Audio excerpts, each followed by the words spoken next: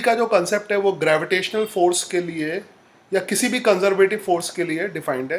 तो यहाँ पर एज अ कंजर्वेटिव फोर्स हमने क्या लिया है, ग्रेविटेशनल फोर्स। ये कंजर्वेटिव फोर्स है। तो पोटेंशियल एनर्जी हम किसी भी कंजर्वेटिव फोर्स के लिए डिफाइन कर सकते हैं। ठीक है। पोटेंशियल एनर्जी के कंसेप्ट को इजीली समझने के लिए हमने एक्सटर्नल फोर्स लगाया है, मगर पोटेंशियल एनर्जी डिफाइन करने के लिए एक्सटर्नल फोर्स लगाने की ज़रूरत नहीं है। Is it clear? तो एक्सटर्नल फोर्स लगाया है so that we can easily understand the potential energy, क्योंकि पोटेंशियल एनर्जी हमने पहले भी थोड़ा बहुत समझा हुआ है, मतलब पहले भी प्रैक्टिकल फॉर्म में समझा हुआ है। तो अब हमें प्रैक्टिकल फॉर्म से मैथमेटिकल फॉर्म में जाना है। तो कैसे जाते हैं वो देखेंगे। पहली बात, जो कंजर्वेटिव और नॉन कंजर्वेटिव फोर्स है वो हम उन फोर्सेस को बोल सकते हैं जिनके फॉर्मूले हमें पता है, जो फिक्स है। जैसे ग्रेविटेशनल फोर्स है, वो फिक्स है, उसका फॉर्मूला पता है। ग्रेविटेशनल फोर्स तुम्हें लगाने की ज़रूरत नहीं पड़ेगी। कोई भी बॉल का अगर मास होगा तो ग्रेविटेशनल फोर्स लगेगा, उसमें तुम्हारा कोई इंटरफेरेंस नहीं है। ठीक है। कोई भी, किसी के पास भी मास है उस पर ग्रेविटेशनल फोर्स लगेगा और फिक्स, उसका फॉर्मूला फिक्स होगा, उसका फॉर्मूला mg है। ऐसी अगर स्प्रिंग फोर्स की बात करो तो स्प्रिंग से कोई ब्लॉक अगर अटैच करो तो स्प्रिंग फोर्स लगाएगी। हाँ, वो अलग बात है कि वो स्प्रिंग जो फोर्स है वो एक्सटेंशन पे डिपेंड करेगा, मगर वो तुम्हारे ऊपर डिपेंड नहीं करेगा, स्प्रिंग के ऊपर डिपेंड करेगा और वो फिक्स होगा, उसका फॉर्मूला फिक्स होगा। ऐसे ही इलेक्ट्रोस्टैटिक फोर्स भी है। ऐसे ही ग्रेविटेशनल फोर्स, अगर हम थोड़ी सी हाइट पे बात करेंगे तो वहाँ पर ग्रेविटेशनल फोर्स वेरी करता है, वेरिएबल होता है। याद रखो, ग्रेविटेशनल फोर्स कांस्टेंट सिर्फ थोड़ी सी हाइट के लिए है। यू कैन एज्यूम 2 और 3 किलोमीटर। उसके बाद ग्रेविटेशनल फोर्स डिक्रीज करने लगता है। तो ग्रेविटेशनल फोर्स अगर हम बड़ी हाइट की बात करें तो that is a variable force. तो फिलहाल हम ये जो ग्रेविटेशनल पोटेंशियल एनर्जी निकाल रहे हैं वो कांस्टेंट ग्रेविटेशनल फोर्स के लिए निकाल रहे हैं। आगे चल के हम वेरिएबल ग्रेविटेशनल फोर्स के लिए भी निकालेंगे। असली में ग्रेविटेशनल फोर्स वेरिएबल है, बट अगर हम मगर मगर मगर समझने के लिए हम बहुत कम हाइट लेते हैं, बहुत कम हाइट, ताकि हम इजीली कंसेप्ट को समझ पाएँ, ज़्यादा हाइट तक ना जाए, उसके लिए तब ग्रेविटेशनल फोर्स कांस्टेंट है। तो फिलहाल हम बहुत हाइट तक नहीं जाते हैं, और हम जो अर्थ की सरफेस के पास जो थोड़ी बहुत चीज़ें होती हैं, जैसे हम किसी पार्टिकल को फेंकते हैं ऊपर की तरफ, या एरोप्लेन उड़ता है, या पतंग उड़ती है, कुछ जो भी चीज़ें हैं, या लोग कुछ बंजी जंपिंग करते हैं, मतलब जो अर्थ की सरफेस के पास वाली एक्टिविटीज़ होती हैं, उसके लिए हम ग्रेविटेशनल फोर्स को कांस्टेंट ले सकते हैं, है ना। और ग्रेविटेशनल फोर्स कंजर्वेटिव है। और अच्छा, अब ये एक्सटर्नल फोर्स लगा रखा है। ये एक्सटर्नल फोर्स, इसका कोई फॉर्मूला नहीं है, इसको कोई भी पर्सन कितना भी लगा सकता है। फिलहाल एक चीज़ यहाँ पर कंडीशन है कि एक्सटर्नल फोर्स हमें mg के बराबर ही लगाना है, उससे ज़्यादा मत लगाना। ठीक है, ये कंडीशन है, तभी डेफिनेशन वैलिड है। ठीक है। सो अगर तुम्हें एक्सटर्नल फोर्स से डिफाइन करना है तो दिस इज द कंडीशन। अगर हम mg से डिफाइन करेंगे तब कोई भी कंडीशन नहीं आएगी, मगर अगर तुम्हें एक्सटर्नल फोर्स से डिफाइन करना है पोटेंशियल एनर्जी को, तो external force must be equal to mg। ठीक है। तो हम थोड़ा सा जनरल फॉर्म में डिफाइन करते हैं ताकि वेरिएबल फोर्स के लिए भी काम में आ जाए, क्योंकि अगर तुम वेरिएबल फोर्स के लिए डिस्कस करोगे तो कांस्टेंट के लिए अपने आप ही डिस्कस हो जाएगा। तो हम थोड़ा सा डिटेल में डिस्कस करते हैं इसको। एक्चुअली में हम जो भी वर्क करेंगे, हम मतलब एक्सटर्नल एजेंट, ठीक है, एक्सटर्नल एजेंट जो भी वर्क करेगा, चलो डिफरेंशियल फॉर्म में छोड़ दो, पहले बेसिक से।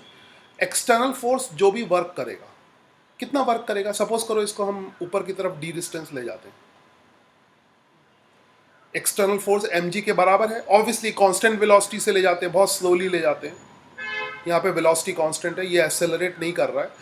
और अगर ये एक्सेलरेट नहीं करेगा तब एक्सटर्नल फोर्स mg के बराबर होगा। ठीक है, external force is equal to mg। So it is not accelerating, moving slow, तो लिख सकते हो मूविंग स्लो, है ना। Acceleration is approximately equal to 0 है, तो या तो बहुत स्लोली मूव कर रहा होगा, वेलोसिटी कांस्टेंट है, तभी एक्सटर्नल mg के बराबर हो सकता है। ठीक है, तो ये, और you can say the velocity is constant, जो भी, क्योंकि अगर एक्सेलरेटेड मोशन होगा फिर एक्सटर्नल फोर्स mg से ज़्यादा भी हो सकता है। नाउ अब इसमें ध्यान से देखना कि work done by external agent होगा, उसकी वैल्यू कितनी होगी, एफ एक्सटर्नल। और ये सब मैग्नीट्यूड लिख रहे हैं, कोई भी वेक्टर नहीं लिख रहा हूं, ध्यान से देखना, यहां पे वेक्टर नहीं लिख रहा हूं, है ना, ये मैग्नीट्यूड है, और मैग्नीट्यूड कभी भी नेगेटिव नहीं होता, ध्यान रखना, मैग्नीट्यूड किसी का भी कभी नेगेटिव नहीं होता, किसी भी वेक्टर का मैग्नीट्यूड कभी नेगेटिव नहीं होगा। तो एक्सटर्नल फोर्स एफ एक्सटर्नल के बराबर है, और डिस्प्लेसमेंट यहां पर डी है, और यहां पर जो एंगल है वो कॉस जीरो। याद रखना यहां पर जो निगेटिव आता है, एक तो स्ट्रेट लाइन मोशन की जब बात करते हैं तब जो नेगेटिव आता है वो डायरेक्शन की वजह से आता है, मगर यहां पर एंगल की वजह से नेगेटिव आता है। यहां पर किसी चीज का मैग्नीट्यूड नेगेटिव नहीं है, एंगल की वजह से पॉजिटिव या नेगेटिव आता है। तो उसका मतलब मैं समझा चुका हूं कि वर्क डन नेगेटिव का क्या मतलब है, वर्क डन पॉजिटिव का क्या मतलब है। पॉजिटिव वर्क डन का मतलब या नेगेटिव वर्क डन का मतलब यहाँ डायरेक्शन से नहीं है।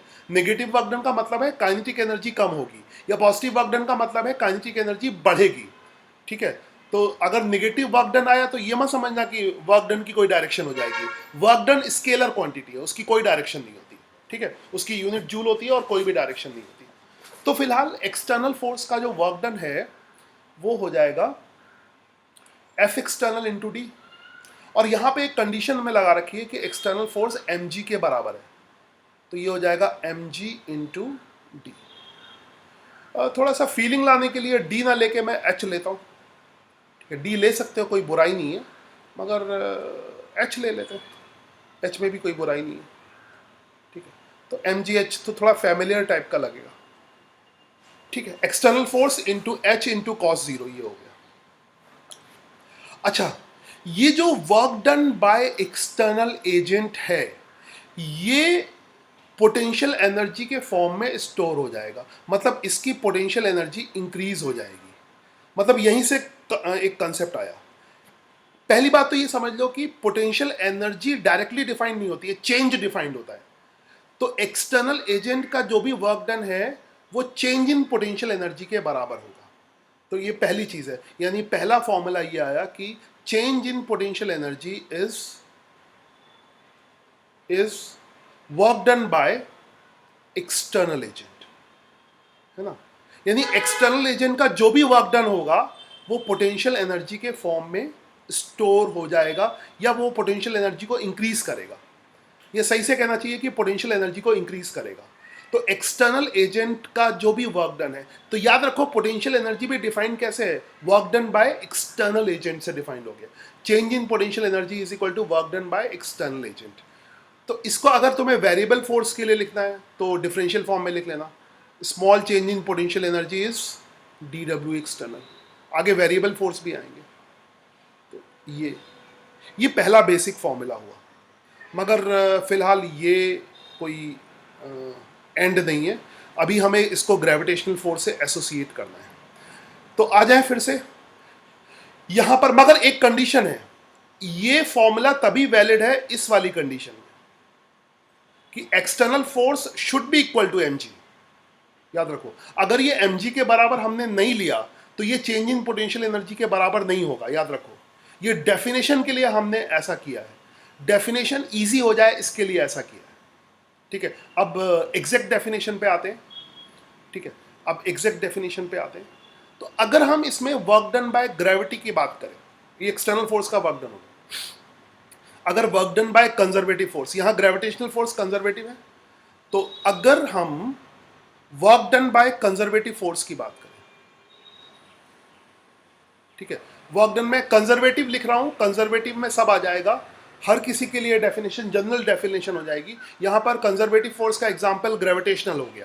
ठीक है, तो यहां पर ये तो कंजर्वेटिव फोर्स कोई भी हो सकता है। तो फिलहाल यहां पे कंजर्वेटिव फोर्स ग्रेविटेशनल है, तो मैंने mg लिख दिया। तो ग्रेविटेशनल फोर्स का या कंजर्वेटिव फोर्स का वर्क डन कितना होगा, mg फोर्स इंटू डिस्प्लेसमेंट ऊपर की तरफ h, मगर mg और h के बीच में एंगल कितना है, 180 डिग्री, cos 180 डिग्री। ठीक है, तो इसका मतलब ये आ गया, ये कितना हो गया, cos 180 डिग्री -1 हो जाएगा mgh। इसका मतलब ये हुआ कि जो एक्सटर्नल एजेंट का वर्क डन है वो तो डेल्टा यू की वैल्यू किसके बराबर है, mgh के बराबर। इसका मतलब ये किसके बराबर हो जाएगा, माइनस डेल्टा यू। ये असली इंपॉर्टेंट डेफिनेशन आ गई, असली डेफिनेशन, इंपॉर्टेंट डेफिनेशन। तो अब असली डेफिनेशन क्या है कि जो चेंज इन पोटेंशियल एनर्जी है वो क्या हो जाएगा, negative of the work done by conservative force, और यहां पे ग्रेविटेशनल है। कोई भी कंजर्वेटिव फोर्स के लिए डेफिनेशन वैलिड है। तो असली जो डेफिनेशन है चेंज इन पोटेंशियल एनर्जी की, वो याद रखो, चेंज डिफाइंड होता है, ठीक है, चेंज सीधे डिफाइंड होता है। तो जैसे ये h हाइट तक गया तो चेंज इन पोटेंशियल एनर्जी किसके बराबर हो जाएगा, negative of the work done by conservative force. Conservative external force लगाने की कोई जरूरत नहीं है। अगर सपोज करो तुम एक्सटर्नल फोर्स नहीं भी लगाते हो, सपोज ये पार्टिकल ऊपर की तरफ ऐसे थ्रो कर देते हो, ठीक है, तो एक्सटर्नल फोर्स रास्ते में तो लगेगा नहीं। हमने पार्टिकल को थ्रो कर दिया ऊपर की तरफ, एक बॉल ली ऊपर की तरफ थ्रो कर दिया, ठीक है, तो फोर्स तो शुरू में ही लगा, रास्ते में तो सिर्फ ग्रेविटेशनल लगेगा। तब भी पोटेंशियल एनर्जी क्या होगी, चेंज होगी।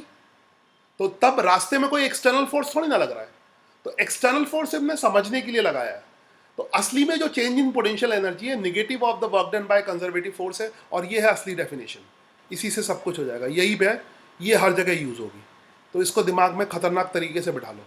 Change in potential energy is negative of the work done by conservative force. जैसे यहाँ पर कंजर्वेटिव फोर्स का एग्जाम्पल है ग्रेविटेशनल फोर्स, तो चेंज इन पोटेंशियल एनर्जी क्या हो जाएगी, that is negative of the work done by gravitational force. यानी ग्रेविटेशनल फोर्स का वर्क डन का नेगेटिव कर लो तो वो चेंज इन पोटेंशियल एनर्जी हो जाएगा। याद रखो, सवालों में याद रखो, अगर किसी सवाल में तुम पोटेंशियल एनर्जी का कंसेप्ट लगाते हो, ठीक है, फिर से सुनो, अगर किसी सवाल में तुम पोटेंशियल एनर्जी का कंसेप्ट लगाते हो तो उस सवाल में ग्रेविटेशनल फोर्स का वर्क डन नहीं लोगे, या जिस फोर्स की वो पोटेंशियल एनर्जी है उसका वर्क डन नहीं लोगे। ध्यान से सुनना, मैंने कहा कि अगर तुम क्वेश्चन सॉल्व करोगे तो वर्क एनर्जी थ्योरम से सारे क्वेश्चन सॉल्व हो जाते हैं, ठीक है। वर्क, सभी फोर्सेस का वर्क डन किसके बराबर होगा, चेंज इन काइनेटिक एनर्जी के बराबर। मगर अगर तुम्हें उस सवाल में पोटेंशियल एनर्जी ले रहे हो, है ना, काइनेटिक एनर्जी के साथ पोटेंशियल एनर्जी ले रहे हो, तो फिर जिस फोर्स की वो पोटेंशियल एनर्जी है उस फोर्स का वर्क डन मत लेना, क्योंकि उसी फोर्स का वर्क डन तो किसके बराबर हो गया, ग्रेविटेशनल फोर्स का वर्क डन किसके बराबर हो जाएगा, negative of the change in potential energy. तो ये है, इसको और वर्क एनर्जी थ्योरम को मिला के सारी चीजें आ जाएंगी, सारी चीजें आ जाएंगी। तो हम अलग अलग तरीके से समझेंगे, मैथमेटिकल वे से समझेंगे, प्रैक्टिकल वे से समझेंगे।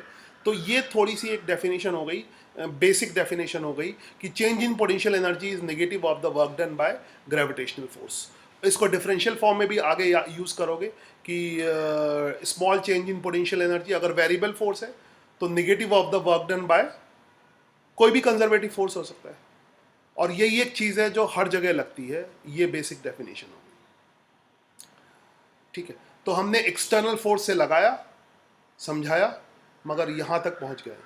तो अगर तुम यहां पर ये लिखते हो change in potential energy is equal to work done by external agent, तो ये लिखना पड़ेगा external agent is equal to किसके बराबर होगा, एक्सटर्नल फोर्स किसके बराबर होगा, कंजर्वेटिव फोर्स के बराबर। तो अगर इसका और एक फाइनलाइजेशन करें तो हमारा जो चेंज इन पोटेंशियल एनर्जी आ गया, let me take another good colour, something like, यहाँ पे बीच में लिख लेता हूँ और थोड़े से मोटे पेन से, कंक्लूजन कि जो चेंज इन पोटेंशियल एनर्जी है, ठीक है, that is equal to D W external, या that is equal to negative of the work done by conservative force. तो ये हो गया, बट इसमें इसके साथ एक कंडीशन होगी, दूसरे वाले स्टेप के साथ एक कंडीशन होगी कि जो एक्सटर्नल फोर्स है that must be equal to, external force must be equal and opposite to conservative force. यहाँ पे एक्सटर्नल फोर्स अपोजिट भी तो लग रहा है, देखो एक्सटर्नल mg के अपोजिट और इक्वल है, वेक्टर फॉर्म में लिखोगे तो ये कंजर्वेटिव फोर्स के इक्वल और अपोजिट है, ठीक है। तो अगर ये समझ आ गया तो ठीक है, नहीं तो ये चीज़ कम से कम नहीं तो 4-5 बार तो